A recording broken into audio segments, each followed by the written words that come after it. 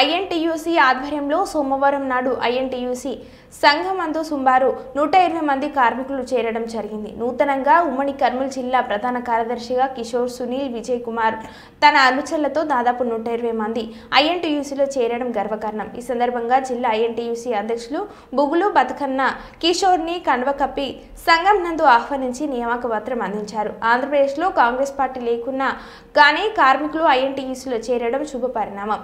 కార్మిక సమస్యలు తీర్చుకోవాలంటే సంఘాలన్నీ ఐక్యతతో నుండి సమస్యలు పరిష్కరించడానికి అవకాశం ఉంటుంది. కాబట్టి కిషోర్ లాంటి అనేక మంది కార్మికులు ఐఎన్టీయూసీలో చేరడం చాలా సంతోషమని అన్నారు. అలాగే మాజీ ఎమ్మెల్సీ సుధాకర్ బాబు మాట్లాడారు. జటిలమైన సమస్య గాని మనం పరిష్కరించుకుంటాం.